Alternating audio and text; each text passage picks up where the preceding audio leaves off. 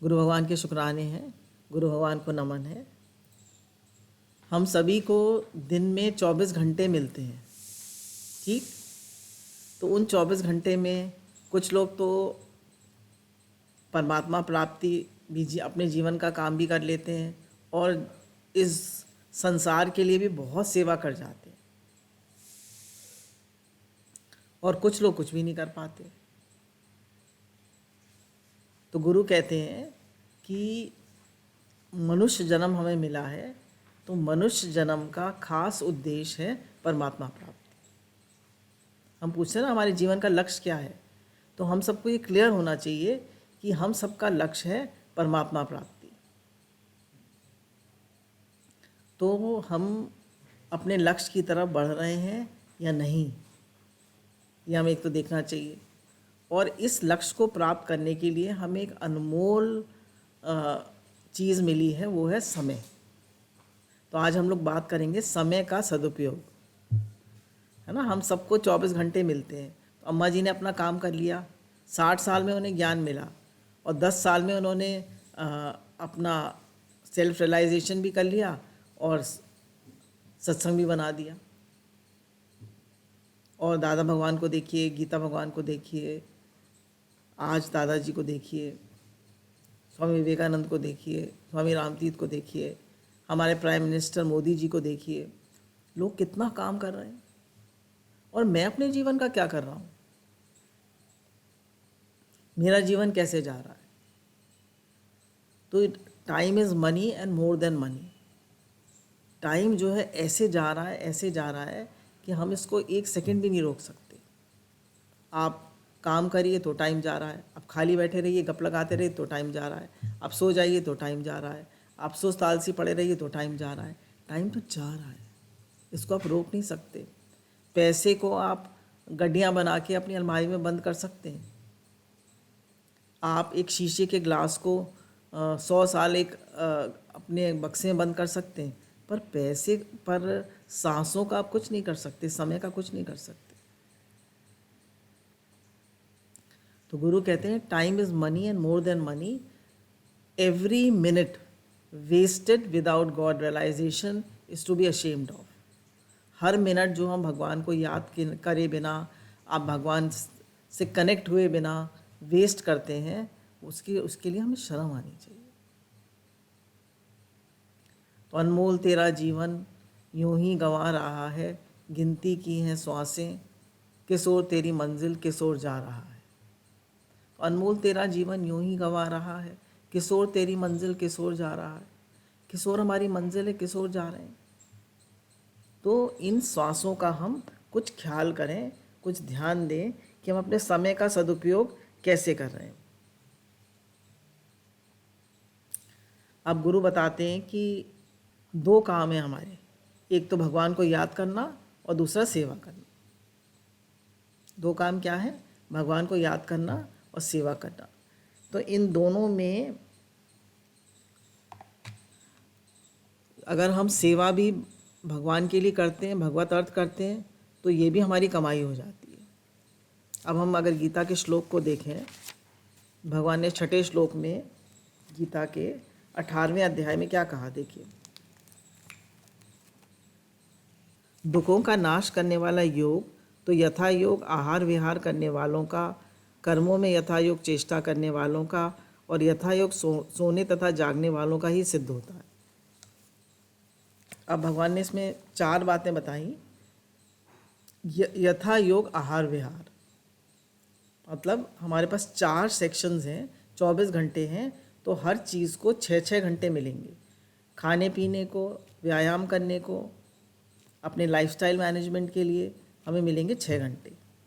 6 घंटे सोने के लिए, 6 घंटे जीवन निर्वाह का या घर का काम करने के लिए, पैसा कमाने के लिए 6 घंटे मिलेंगे, और 6 घंटे जागने के लिए, यानी परमात्मा में जागने के लिए, भगवान को याद करने के लिए, भगवान का काम करने के लिए, सत्संग, अध्ययन, भजन। तो ऐसे करके हमारे पास 6-6 घंटे हर चीज़ के लिए है। अब गुरु कहते हैं इसमें 6 घंटे तो हमारा सोने में, खाने पीने में और सोने में, तो टाइम का खर्च हो रहा है। अब दो चीज़ें हैं, तो 12 घंटे हमारे किस में जा रहे हैं? सोने में और खाने पीने में। खाने पीने में, व्यायाम में और शरीर की संभाल में, इसमें 12 घंटे चले गए।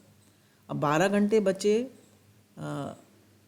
भजन के लिए और पैसा कमाने के लिए, धन कमाने के लिए या घर का काम वगैरह करने के लिए। तो गुरु कहते हैं कि अगर हम 6 घंटे मिले भगवान के लिए, 6 घंटे तो कोई देता नहीं है, पर जो काम के लिए समय मिला है अगर उसको भी वो निष्काम भाव से भगवान में लगा दे तो उसमें भी उसकी कमाई हो जाएगी। तो 12 घंटे खर्च के और 12 घंटे कमाई के। तो 12 घंटे कब कमाई के? जब जो भी हम काम कर रहे हैं उसे निष्काम भाव से भगवत प्रीति अर्थ करें। जैसे गुरु हमको बता रहे हैं, जो भी काम करते हो, तुम्हारा चलना फिरना, उठना बैठना, खाना पीना, जागना सोना, सब भगवान के लिए, तो वो भी हमारा भजन बन जाता है। देखिए कितनी बढ़िया बात हो गई। 12 घंटे खर्च के और 12 घंटे कमाई के। तो और अगर हम खर्च ही खर्च कर रहे हैं और कमाई नहीं कर रहे तो क्या करेंगे? वो भी 12 घंटे कमाई के कब हुए? जब हम जो भी काम कर रहे हैं उसको भगवत प्रीति अर्थ करें, भगवान आपके लिए करें। सुबह उठ के तो क्या ही दिया करिए, भगवान जो भी काम करें दिन भर आपके लिए। और जब जब याद आ जाए भगवान हमारा चलना फिरना, उठना बैठना, खाना पीना, सब कर्म आपके लिए। तो गुरु कहते हैं वो सब आपका भजन बन गया। अब आपके पास बचे 12 घंटे। अब उन 12 घंटे में से भी हम जो समय हमें सोने के लिए मिला, हमें 6 घंटे सोने के लिए मिले, 6 घंटे तो मिनिमम चाहिए ही सोने के लिए। अब 6 घंटे काम करने के लिए मिले हैं, ठीक? तो 6 घंटे में से काम करने के लिए इतने लग ही जाते हैं। लोग तो आजकल 8-8, 10-10 घंटे काम में लगा देते हैं। तो जो 6-6 घंटे 8-8 घंटे काम में लगा देते हैं, तो गुरु कहते हैं वो जो समय है वो किस में से निकालते हैं? भजन में से। वो समय किस में से निकलता है? भजन में से। तो हमें ये श्वासें मिली हैं, गिनती की हैं ये श्वासें, इन्हें यूं ही ना गंवा। गिनती की सांसें मिली हैं, हम इन्हें यूं ही गंवा रहे हैं। देखिए दृष्टांत से हमें समझ में आता है। एक बार एक आदमी जो था तो वो समुद्र किनारे जाया करता था और उसको कभी कभी कोई कीमती हीरा या कोई रूबी या कोई चीज़ मिल जाया करती थी और वो ले आया करता था घर और उसको बेच देता, तो कई दिन उसका काम चलता रहता था। एक दिन वो बैठा हुआ था तो उसको लालों से भरा घड़ा मिला। उसने सोचा लाल पत्थर है, तो बैठा बैठा अपने वैसे ही उनको फेंकता रहा। आखिर में 2 पत्थर बचे थे तो उसको लगा कि मैं घर कुछ नहीं ले जाऊंगा तो पत्नी कहेगी कि क्या क्या लेकर आए हो आज, बच्चे क्या खाएंगे। तो उसने वो 2 पत्थर ले गया और पत्नी बोली कुछ लाए हो, घर में तो आटा भी नहीं है। तो उसने कहा अच्छा ये पत्थर मैं ले जाती हूँ, पास में हमारी पड़ोस में जौहरी की दुकान है, उससे पूछ लेती हूँ इसकी कुछ कीमत है। तो जौहरी ने क्या कहा कि इन 2 पत्थरों के बदले आपको मेरी पूरी दुकान मिल सकती है, ये तो असली रूबीज़ हैं, और नहीं है आपके पास। वो भागी भागी अपने पति के पास आई तो उसने उससे कहा और नहीं है, ये तो बहुत कीमती है। अब उसने सर पकड़ लिया, अरे ये तो मुझे घड़ा भर के मिले थे, मैंने तो यूं ही फेंक दिए। मुझे तो घड़ा भर के मिले थे, मैंने तो यूं ही फेंक दिए। अब देखिए हम अपनी हालत देखें, हमें 24/7 24,000 श्वासें मिली हैं रोज भगवान को याद करने के लिए, और हम क्या कर रहे हैं? हम उनको ऐसे ही मन से मिलकर फेंक रहे हैं, इधर उधर इधर उधर इधर उधर। Wasting time and energy. कितना टाइम हमारा वेस्ट हो जाता है दूसरों को देखने में, लोगों को जज करने में, क्रिटिसाइज़ करने में, पास्ट फ्यूचर सोचने में, इसकी बात करना उसकी बात करना, सोशल मीडिया, व्हाट्सएप, इंस्टाग्राम, कितना टाइम हम इन चीज़ों में वेस्ट कर देते हैं। बार बार याद रखिए, गिनती की है श्वासें, यूं ही गंवा रहा है। घड़े वाला ये दृष्टांत याद कर लीजिए कि क्या हम फेंक रहे हैं इन श्वासों को। 1 मिनट भी नहीं मिलेगा लास्ट में कि हमसे कोई कहे कि 1 मिनट दे दो, हम भगवान का नाम जप लें, हम भगवान के लिए भगवान प्रीति अर्थ कार्य कर लें। देखिए कार्य तो सभी लोग कर रहे हैं, तो उनको भगवान की प्रीति अर्थ कर लें, तो वो हमारे कर्म भगवान में लग जाएंगे। तो बहुत हमें ध्यान रखना है कि मन से मिलकर हम टाइम को वेस्ट ना करें। हम लोगों को जज करने में, क्रिटिसाइज़ करने में, इधर उधर की बातें सोचने में टाइम को वेस्ट नहीं करें। Every minute is precious, every second is precious. अपने को बार बार जगा के पूछते रहिए, मैं टाइम का सदुपयोग कर रहा हूँ, मैं भगवान में लगा हुआ हूँ, मुझे भगवान याद है, मेरा हर कर्म भगवान के लिए हो रहा है। तो हर समय जाग कर हमें रहना है कि मेरा हर समय भगवान में लगे। अब धन तो है लौकिक पूंजी, देखिए हम लोग लौकिक पूंजी तो कमाते हैं धन। अब हमने समय को देकर खूब बड़ा घर बनाया, गाड़ी खरीदी, ज़मीन जायदाद खरीदी, पर वो सब घर, गाड़ी, मकान, ज़मीन जायदाद हमें मिलकर क्या समय दे सकती है? हमें 2 श्वासें दे सकती है? सोच के देखिए। समय देके हम चीज़ें तो खरीद सकते हैं, पर ये हमें अन समय में समय नहीं देंगी। हम समय देकर अपने कुटुंब को बढ़ा सकते हैं, अपना परिवार बढ़ा सकते हैं, अपनी फैमिली बढ़ा सकते हैं, हम प्रॉपर्टी बढ़ा सकते हैं, पर ये सब मिलकर हमें अंत समय में 2 श्वासें नहीं देंगी, समय नहीं देंगी। जैसे एक वज़ीर जो था, उसका शरीर शांत हो रहा था, तो राजा उससे मिलने गया। उसने कहा तुमने मेरी बहुत सेवा करी है, पूरा जीवन तुमने मुझे दिया है, मैं तुम्हारे लिए क्या कर सकता हूँ?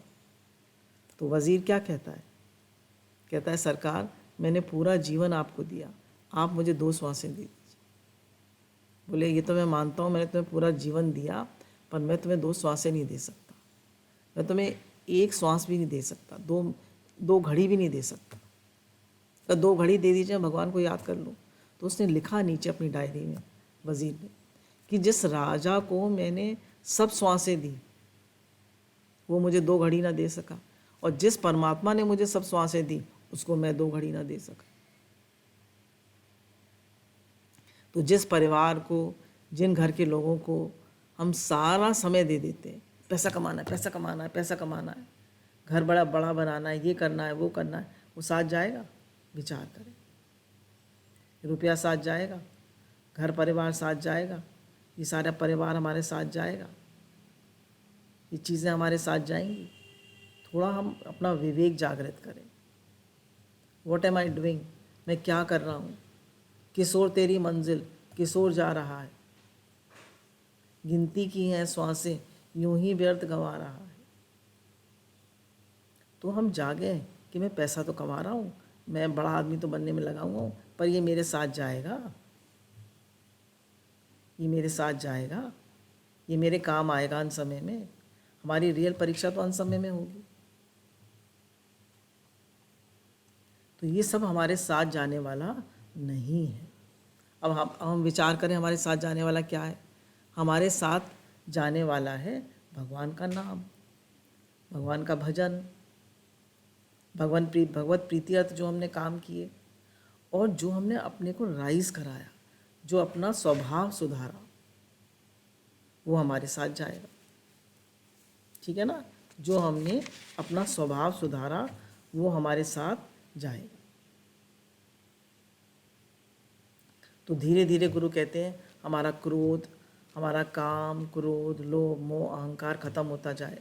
हम जो रिएक्ट कर जाते हैं बार बार, हमें गुस्सा आ जाता है, हमें छोटी छोटी बातों का फ़र्क पड़ जाता है, तो ये सबसे हम ऊपर उठते जाएं, हम राइज करते जाएं।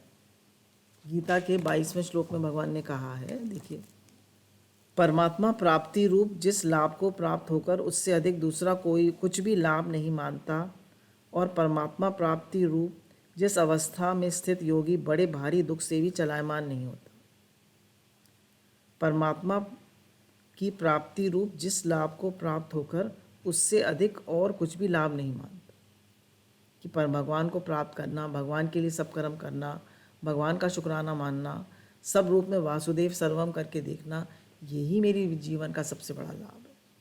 यही मुझे शांति देगा, यही मुझे आनंद देगा, यही मुझे तृप्ति, भरपूरता और प्रीति, तृप्ति और संतुष्टि इसी में है।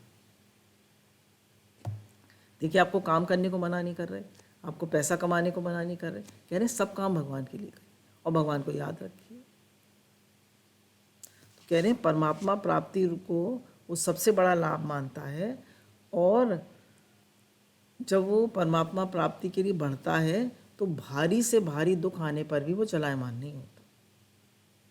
अब हम ये देखें कैसे पता चले हम भगवान की ओर बढ़ रहे हैं, कि भारी से भारी दुख आने पर भी हम चलायमान ना, हम चलायमान ना, हम छोटी छोटी बात में चलायमान हो जाते हैं ना, एकदम अपना दुखी हो जाते हैं, परेशान हो जाते हैं, टेंशन करने लगते हैं, स्ट्रेस करने लगते हैं, तो इसका मतलब अभी हम भगवान की ओर नहीं बढ़ रहे। नहीं, भगवान की ओर बढ़ तो रहे हैं, पर अभी और मेहनत की ज़रूरत है। तो हमारा लक्ष्य क्या है कि परमात्मा प्राप्ति ही हमारे जीवन का सबसे बड़ा लाभ हो। हमारा गोल ऑफ लाइफ क्या है? भगवान, पीस ऑफ माइंड, शांति। हमें सब कुछ तो मिल जाता है पर शांति नहीं मिलती। भगवान ने गीता में 2 श्लोक कहे समय के लिए कि परमात्मा प्राप्ति सबसे बड़ा लाभ है, और भारी से भारी दुख आने पर भी वो चलायमान नहीं होता। अब गुरु कहते हैं कि दिन गंवाया खाए के, रात गंवाई सोए के, हीरा जन्म कौड़ी बदले जाए। तो दिन गंवाया खाए के, रात गंवाई सोए के, हीरा जन्म कौड़ी बदले जाए। ये तो सूअर और गधे भी कर लेते हैं, वो भी खा पी के सो जाते। हमने भी खा पी के हम सो गए, हमने मौज मस्ती करी, तो हमने क्या किया? मनुष्य जन्म का सदुपयोग क्या किया? हमने अपने लाइफ को राइज कराया, हमने जीवन का सदुपयोग किया। अब देखिए 365 डेज, 24/7 मृत्यु कभी भी आ जाएगी। शादी के लिए, ब्याह के लिए और चीज़ों के लिए तो कहते हैं भाई अभी वो नहीं है, अभी समय नहीं है, मतलब अभी आजकल वो नहीं है, सालक नहीं है, तो अभी शादियां नहीं होंगी। पर मृत्यु का कोई समय है या नहीं? ये कह सकते हैं मृत्यु इस समय आएगी या नहीं? कह सकते हैं मृत्यु तो किसी समय भी आ सकती है, कभी भी आ सकती है। 24/7 365 डेज मृत्यु कभी भी आ सकती। इसलिए भगवान ने कहा, हे अर्जुन, हर समय तू मेरा भजन कर। हे अर्जुन, हर समय तू मेरा भजन कर।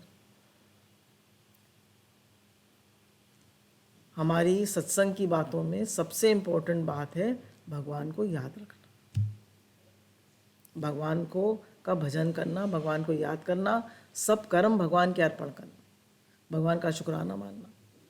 शुक्राना मानने से ही भगवान बहुत याद रहते हैं। तभी कहा, हाथ काम मुख राम, हृदय साची प्रीत, दरिया गृहस्थी साधु की यही उत्तम रीत। तो हाथ रहे काम में, मुख रहे राम में, हृदय साची प्रीत, और प्रीत लगी रहे भगवान से, दरिया गृहस्थी साधु की यही उत्तम रीत। बोले यही जीने का तरीका है। अब गुरु कहते हैं कैसे भी भगवान को याद रखो। हे नाथ मैं आपको भूलूं नहीं, हे नाथ मैं आपका हूँ, आप मेरे हैं। कहते रहो कहते रहो कहते रहो, हे नाथ मैं आपको भूलूं नहीं।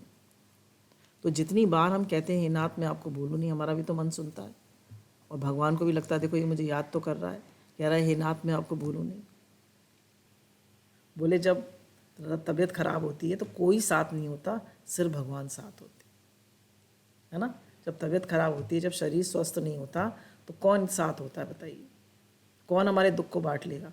कौन हमारा बुखार उतार देगा? डोलो उतार देगी पर होते तो भगवान ही साथ है। कौन हमारे दुख को टाल सकता है?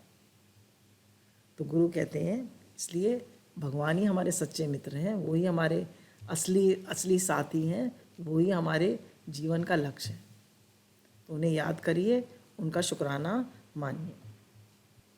अब गुरु कहते हैं कि भजन अगर हम सकाम भाव से करें, है ना, भजन को अगर हम सकाम भाव से करें तो वो भी लौकिक में आ जाता है। जैसे हिरण्यकश्यप ने और हिरण्याक्ष ने कितना भजन किया, 36,000 साल हिरण्यकश्यप ने साधना करी, भगवान को याद किया, पर किस लिए? ताकि मैं अमर हो जाऊं। अमर हो गया वो। तो बोला अगर आप भजन भी कर रहे हैं और वो भी सकाम भाव से कर रहे हैं तो भजन भी आपका बेकार हो गया। और आप सेवा भी कर रहे हैं, उसको भी निष्काम भाव से भगवान की प्रीति अर्थ कर रहे हैं तो वो भी आपका भजन हो गया। तो भजन भी करें तो उसमें कोई सकाम भाव ना रखें, एक ही भाव रखें कि भगवान मेरा आपसे प्रेम बढ़े। अब गुरु कहते हैं कि हमारा लक्ष्य जो है बिल्कुल फोकस्ड होना चाहिए। जैसे ध्रुव जी थे तो उनका अटल निश्चय था कि मुझे भगवान की तरफ बढ़ना है। जैसे एक नदी है तो वो बिल्कुल चल रही है ऐसे सीधी सीधी सीधी सीधी फोकस्ड, बिल्कुल एक धारा में बह रही है, तो सीधे अपने लक्ष्य समुद्र से जाके मिल जाएगी। पर उसकी बहुत सारी ट्रिब्यूटरीज हो गई, इधर इधर इधर इधर, तो बिखर गई। अब हमारे ऐसे ही हम अपने मन का करते हैं, ये भी कर लें, वो भी कर लें, ये भी कर लें, हम फोकस्ड नहीं हैं। गुरु कहते हैं फोकस्ड आदमी चाहिए कि मेरा लक्ष्य जो है भगवान है, मुझे बढ़ना है भगवान की तरफ, और जो भी काम कर रहा हूँ मैं भगवान के लिए कर रहा हूँ। जो भी मेरी चेष्टाएं, और मेरा माइंड फोकस्ड है, मैं टाइम वेस्ट बिल्कुल नहीं करता हूँ। और जो भी सेवा करता हूँ, घर की, बाहर की, व्यापार की, इसकी उसकी, वो सब भगवान की।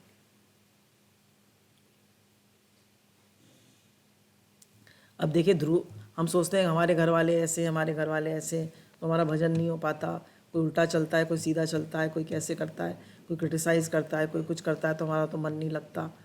तो कहा कि नहीं, देखिए ध्रुव जी के जीवन में उनकी जो विमाता थी सुरुचि, वो उनसे द्वेष करती थी। जो उनकी माता थी सुनीति, वो उनसे प्रेम करती थी। और नारद जी जो उनके गुरु बने वो सम थे, उदासीन थे। तो तीनों ने ध्रुव जी को आगे बढ़ाया ना। तो हमारे घर में द्वेषी हों लोग, प्रेमी हों या उदासीन हों, सब हमें भगवान के मार्ग पे बढ़ाते। हमारा शौक, हमारी लगन होना चाहिए, हमारा प्रेम होना चाहिए। हमारा शौक है, हमारी लगन है, तो हम सब कर सकते हैं। पर अगर हमारा शौक, हमारी लगन, हमारा प्रेम नहीं है तो कोई हमें कुछ नहीं करा सकता। तो गुरु कहते हैं कि पूरा शौक, पूरी लगन, पूरा वो रखो। फिर गुरु कहते हैं राजा भरतनी ने क्या कहा कि जब तक तुम्हारी इंद्रियां सालिम हैं, है ना, जब तक हमारी इंद्रियां सालिम हैं, जब तक हमारे इस शरीर में शक्ति है, जब तक बुढ़ापा नहीं आया, तब तक भजन कर लो।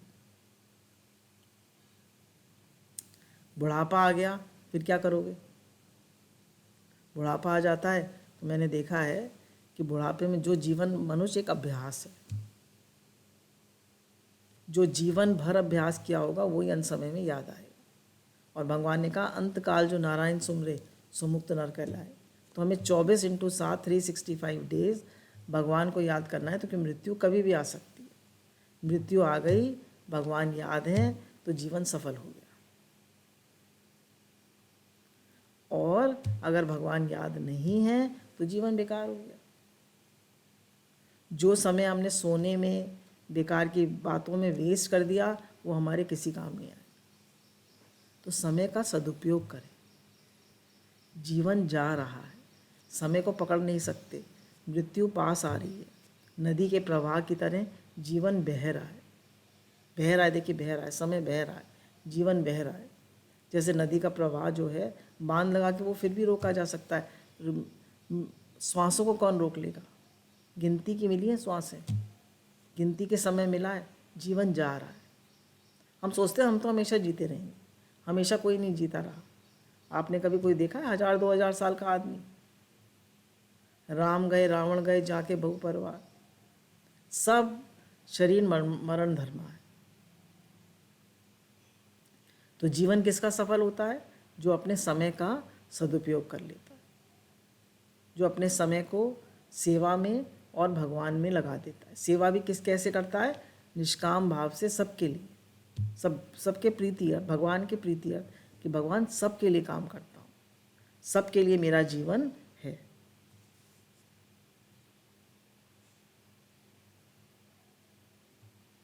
फिर गुरु बताते हैं, एक दृष्टांत और है कि एक बार एक राजा था, बड़ा कंजूस था। बोले अपने समय का सदुपयोग कैसे करना चाहिए, कंजूस आदमी की तरह।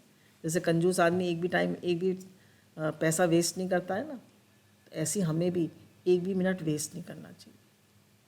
तो एक राजा था, तो वो बहुत ज़्यादा कंजूस था।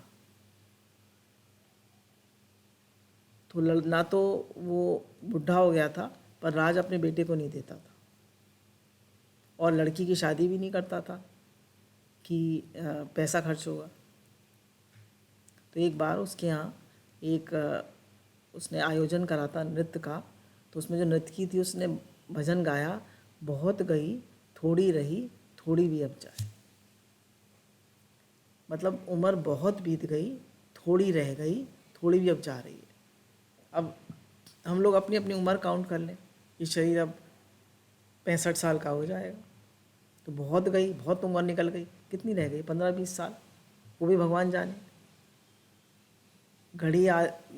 आदि घड़ी आदि ते पुनियात, संतन संग की गोष्ठी जिनकीनो तिन लाभ। तो जो हमें सदगुरु का समय मिल गया, जो हमें संतों का समय मिल गया, वही तो हमारे लाभ का समय है, बाकी दिन बर्बाद। तो जब राजा ने सुना कि बहुत गई थोड़ी भी अब जाए, तो उसको बहुत फील हुआ।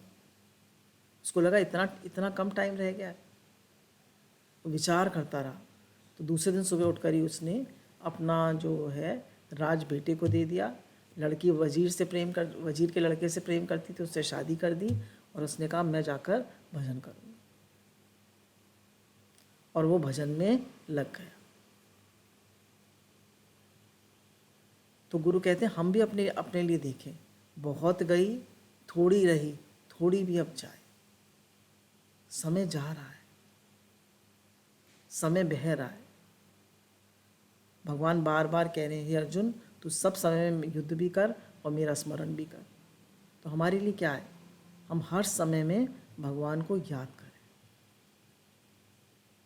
और याद करने का गुरु कहते हैं बहुत अच्छा तरीका है, भगवान का शुक्राना माने, खूब शुक्राना माने, खूब भगवान को याद करें, खूब भजन करें, खूब मतलब लगे रहें। क्योंकि जीवन की जो धारा है ये तो बस चल रही है। तो गुरु कहते हैं दुनिया के धंधे कभी कम ना होंगे, अफसोस हम ना होंगे। कि दुनिया के धंधे तो कभी कम नहीं होंगे और अफसोस हम ना होंगे। तो ये समय जो है हमारा जा रहा है, और हम भगवान में लगें और अपना समय जो है वो उसका यूटिलाइजेशन करें। क्योंकि अंत में हमें बहुत अफसोस होगा कि इतने अच्छे गुरु भी मिले, इतना अच्छा सत्संग भी मिला, इतना अच्छा सब कुछ भी मिला, और फिर भी हमने इस जीवन को ऐसे ही वेस्ट कर दिया। हमने अपने करने वाला काम नहीं करा।